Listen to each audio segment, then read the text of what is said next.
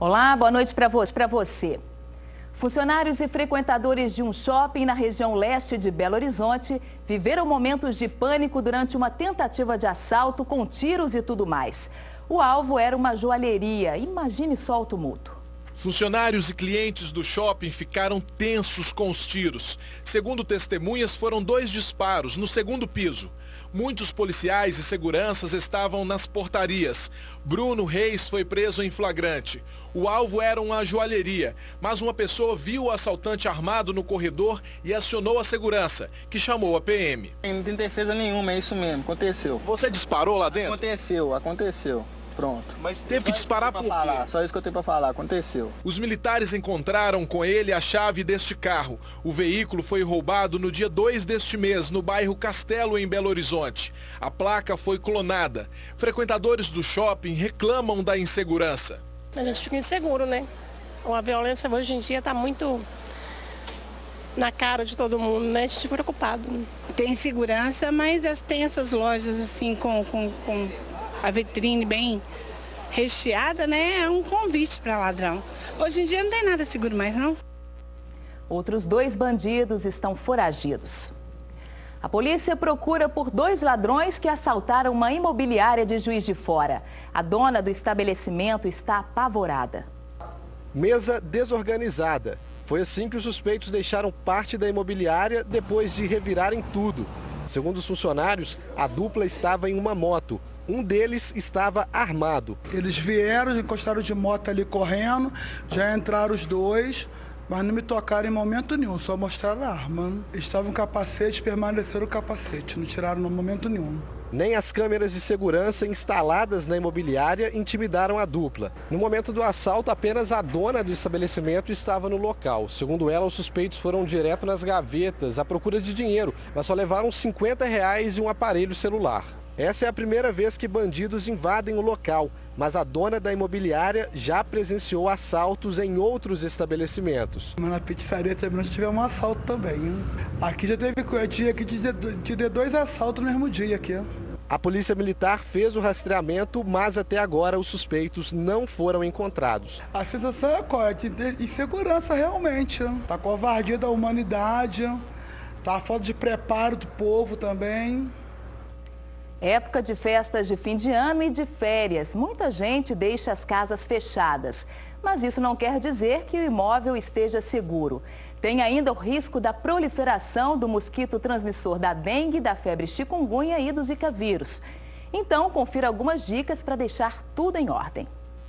Olhando assim, não dá para saber se tem ou não alguém em casa. Mas os bandidos estão de olho e no período de festas e férias é bom redobrar a atenção. Nos últimos 2 anos, aumentou o número de roubos a residências em Divinópolis. De acordo com a Secretaria de Estado de Defesa Social, em novembro e dezembro de 2013, foram registrados 9 roubos contra 13 do ano passado no mesmo período. Já os números de furtos permaneceram praticamente iguais, 234 em novembro e dezembro de 2013 e 233 no mesmo período de 2014. Segundo a Polícia Militar, algumas atitudes dos moradores podem facilitar a aproximação dos ladrões. Nós observamos durante as nossas atividades que algumas pessoas esquecem janelas abertas, portas, portões destrancados. Muitas das vezes as pessoas saem para fazer viagens, por exemplo, nessa época do ano é muito comum. Colocam fechaduras, cadeados do lado de fora das residências, deixam as residências fechadas por muito tempo. Em Divinópolis, câmeras do Olho Vivo monitoram a área central. Cada uma gira 360 graus e consegue filmar com nitidez a uma distância de até 100 metros. Muitos suspeitos de furtos e roubos já foram identificados com a ajuda do Olho Vivo, mas o sistema só está disponível em 32 pontos na área de comércio. Por isso, numa cidade com mais de 200 mil habitantes, espalhados em aproximadamente 40 bairros, cada morador deve criar as suas próprias medidas de segurança. Aumentem os dispositivos de segurança existentes nas residências, como fechaduras auxiliares especiais, que são mais difíceis de ser abertas com com chaves falsas, dispositivos como concertinas sobre muros, grades em janelas e portas, dispositivos de alarme, dispositivos de filmagem, entre outros que auxiliam na segurança das residências. Quem mora próximo à sua casa pode ser um bom aliado, viu? Dentro do possível, que as pessoas que forem viajar comuniquem com os seus vizinhos de confiança e, sobretudo, os mais próximos, para que essas pessoas saibam da ausência dos moradores, a fim, inclusive, de acionar a Polícia Militar no caso de alguma anormalidade. E uma operação reuniu cerca de 200 policiais civis e militares hoje em 7 bairros de Itabira.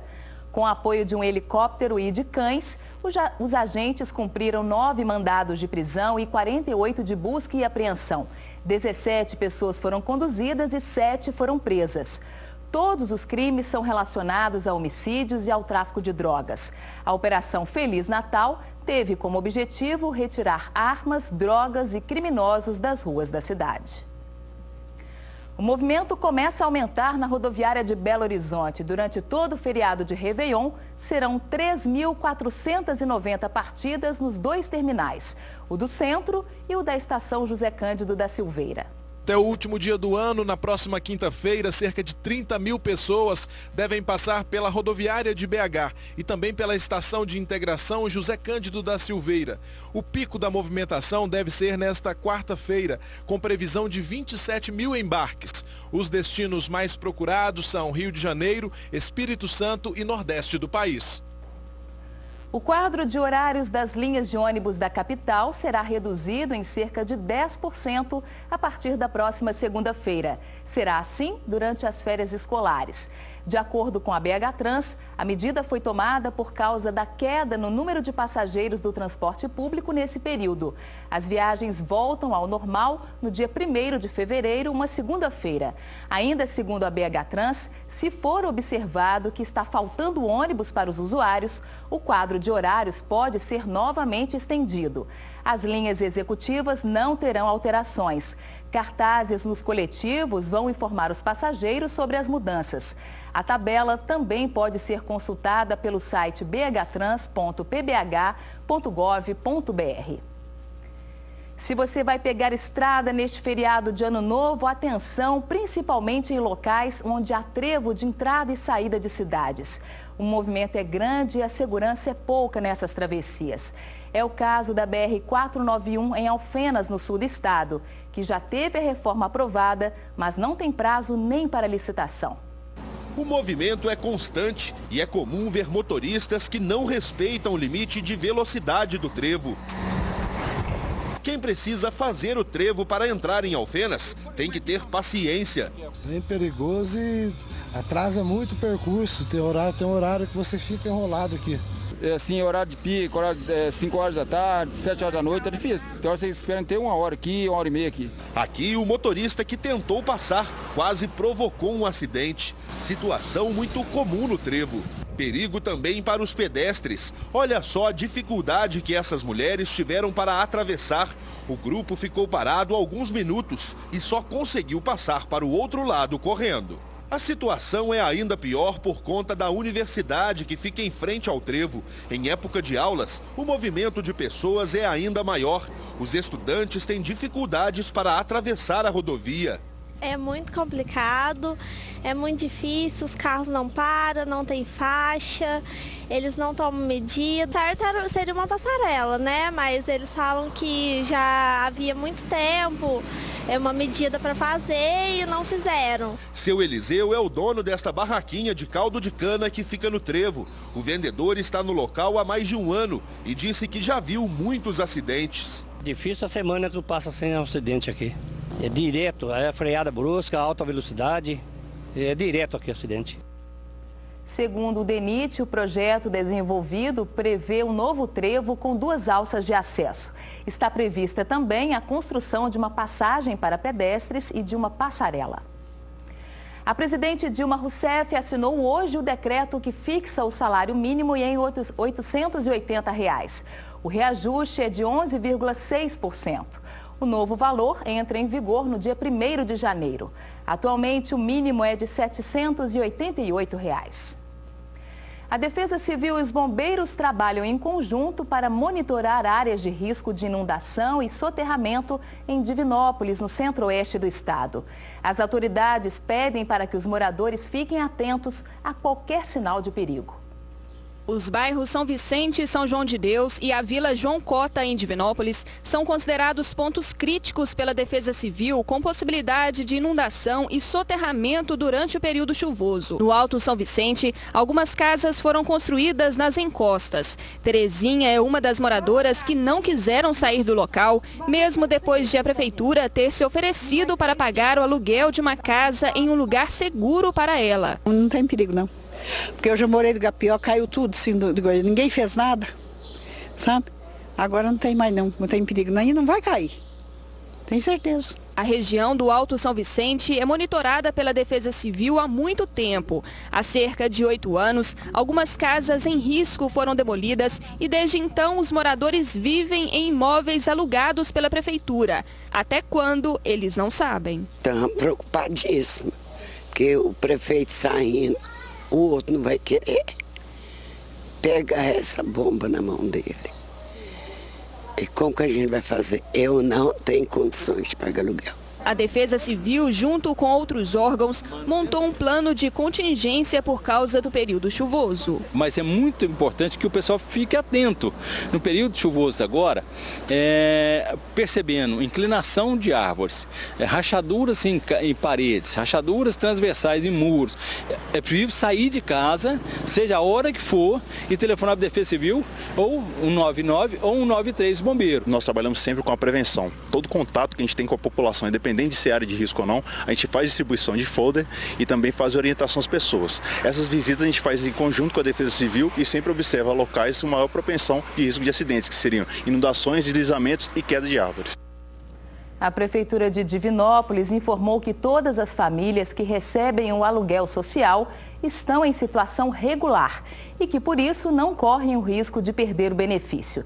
Disse também que tenta uma parceria com o governo federal para a construção de imóveis para as pessoas retiradas das áreas de risco. Ainda não há um prazo definido. Os casos de dengue em Minas quase triplicaram neste ano em relação a 2014. Um balanço divulgado pela Secretaria de Estado da Saúde mostra que mais de 148 mil ocorrências da doença já foram confirmadas de janeiro até agora. Um número alarmante levou o governador a criar um comitê de enfrentamento ao mosquito transmissor. Imóveis fechados e em desuso são o ambiente ideal para a proliferação do mosquito. Lotes vagos e mato alto também. A região norte de Belo Horizonte tem o maior foco da dengue na cidade, com 3.053 casos confirmados até agora. Mas se formos para o lado oposto da capital, na zona sul, vamos constatar que moradores também vivem em igual apreensão. Olha, eu moro no 6º andar, né? De fato tem um pouco, mas no 6º andar é bem menos incisivo, né? Marli mora no bairro Mangabeiras. Mesmo estando no 3º andar, os mosquitos não dão sossego. Há 30 anos morando na região, nunca viu coisa igual. De olho, fazendo todos os meios, né, para não ser atacada, né? Em Minas Gerais já foram confirmados até agora 147.657 casos de dengue, 6 registros de febre chikungunya e 29 casos de microcefalia, mas ainda sem relação com o Zika vírus. Para controlar a disparada desses registros, o governador Fernando Pimentel assinou esta manhã ordem de serviço para a criação de um comitê especial de enfrentamento do mosquito. Ele é formado por diversos órgãos do Estado, convidado também o município de Belo Horizonte, capital, e a Assembleia Legislativa, com o objetivo de coordenar as ações do Estado e dos municípios também no combate a essas 3 epidemias. O comitê irá envolver 10 secretarias e instituições do Estado com o intuito de otimizar o trabalho de combate ao vetor. Para isso, o governo irá liberar 30 milhões de reais para municípios de várias regiões reforçarem ações de agentes endêmicos e sanitários de saúde. Está aberto o cadastramento dos ambulantes que querem trabalhar no Carnaval 2016 em Belo Horizonte. As inscrições podem ser feitas até 12 de janeiro no BH Resolve, das 8 da manhã às 6 da tarde, exceto sábados, domingos e nos dias 31 de dezembro e 1º de janeiro. Os ambulantes podem vender bebidas e adereços carnavalescos. O BH Resolve fica na Avenida Santos Dumont, 363, no centro. As informações estão no site carnavaldebelohorizonthe.com.br. Moradores de um bairro de Juiz de Fora tiveram um trabalhão para resgatar cachorros abandonados em um lote. Olha só. Estava difícil capturar os cães. Quando um deles parecia que ia ser salvo, o cão se escondeu na garagem de uma casa. Cerca de 15 moradores se mobilizaram para salvar os animais. Pegaram vassouras, enxada, cambão, tudo por uma boa causa. De acordo com os moradores, cerca de 15 cachorros ficavam numa casa que foi demolida. Alguns deles foram levados por um caminhão, mas 2 ficaram abandonados. E era por aberturas nessa proteção que alguns moradores alimentavam esses animais. Esse é o caminhão que, segundo os moradores, levou alguns dos cães, mas deixou outros para trás. A minha irmã estava colocando comida e água ali debaixo daquelas frestazinhas que estão aparecendo ali, aqueles buraquinhos que ficaram, porque não tem acesso algum para ninguém entrar. Porque o lote, como vocês podem ver, está totalmente fechado. Os moradores dizem que a dona do terreno, antes da demolição, cuidava bem dos cachorros. Segundo eles, o problema começou quando o espaço ficou com a filha dela, que alimentava os animais apenas uma vez na semana. Um dos cachorros, depois de muito trabalho, foi capturado e levado para a Associação Animal e Natureza. O outro cão fugiu pela rua, mas os vizinhos não desistiram e foram atrás. Uma veterinária garantiu que após a captura, eles serão examinados e muito bem tratados. Uma vizinha já manifestou o desejo de ficar com os cachorros. Petroleiros fizeram um protesto hoje em Betim. Pelo menos 40 caminhões-tanque ficaram parados em frente à refinaria Gabriel Passos. Segundo a Polícia Rodoviária Federal, o trânsito na BR-381 não foi afetado. A categoria reivindica, entre outras coisas, reajuste imediato do valor do frete, subsídio no óleo diesel, redução da carga tributária e melhoria da malha viária. Os caminhoneiros estão em estado de greve e amanhã vão se reunir em assembleia. Em nota, o Minaspetro, Sindicato do Comércio Varejista de Derivados do Petróleo do Estado, afirmou que desde ontem está em contato com os representantes dos transportadores de combustíveis e disse que não tem conhecimento de postos sem abastecimento. Daqui a pouco você vai saber dos últimos detalhes para o Réveillon da TV Alterosa. Voltamos já já, continue aqui com a gente.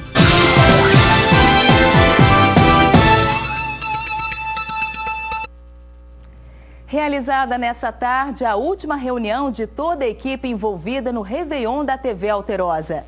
A gerente de eventos dos Diários Associados, Vércia Oliveira, repassou as orientações e os detalhes já discutidos para a maior festa da virada de ano em Minas. Participaram do encontro a empresa responsável pelo show de fogos, a Polícia Militar, o Corpo de Bombeiro e outros órgãos públicos. E mais cedo houve reunião entre a Vigilância Sanitária e os barraqueiros para o acerto dos últimos detalhes. Cerca de 50 pessoas participaram do treinamento da Vigilância Sanitária. Os barraqueiros receberam orientações e puderam tirar dúvidas, principalmente sobre manuseio e conservação dos alimentos. É importante esse treinamento antes, né? Muito importante, porque alguns são novatos, alguns trabalham pela primeira vez. Outros já são mais experientes, mas mesmo assim cometem alguns erros, né, aparentemente bobos, aparentemente ingênuos, mas podem comprometer a qualidade dos alimentos. Regina tem um carrinho de lanches rápidos e pela primeira vez vai participar do Réveillon da Alterosa. Qual que é a sua expectativa de estar participando de um evento desse, de poder levar seu carrinho de lanche rápido? As melhores. Espero que seja bom para todos. Selma já é veterana da festa da virada, vendendo cachorro quente. É muito importante participar desse treinamento. Que é a expectativa? Melhor que do ano passado, espero. A novidade deste ano são os food trucks, que estarão em 2 pontos da Lagoa. Um deles no Vertedouro. É aqui, pertinho da Igrejinha da Pampulha e da nova praça recém-inaugurada, que vai estar a maioria dos food trucks. Só nessa região serão 13, com comidas de todos os tipos, para agradar a todos os gostos. Nesse evento agora da virada da Alterosa vai ter algumas alimentações inéditas, como comida árabe, que é a estreia até do food truck. Vai ter comida mexicana, sanduíches naturais, hambúrgueres artesanais e um sorvete, um açaí aí de sobremesa, entre outros. São carros como o de Leonardo, que vai servir sanduíche de pernil. Tem o tradicional, que é aquele que todo mundo já conhece, bem mineiro mesmo, e algumas variações mais gourmet um pouquinho, que para variar um pouquinho o sabor do pernil. Para iluminar o céu da cidade, este ano serão 7 balsas. 5 delas estarão na água. Os fogos serão um espetáculo com mais de 150 efeitos e cores variadas. A edição desta terça-feira termina aqui. Se quiser me seguir nas redes sociais, estou no Twitter como Ana Cris Pimenta e no Instagram como Ana Cris Pimenta TV. Como eu trabalhei dobrado no Natal, agora eu vou tirar uns diazinhos de folga. A gente se vê, portanto, no ano que vem, no dia 4. Eu te agradeço pela audiência o ano inteiro e pelo carinho nas redes sociais e nas ruas também. É um prazer ter a sua companhia. Que 2016 seja de saúde, paz, amor, tolerância e muita luz para todos nós. Boa noite para você e até a volta. Tchau.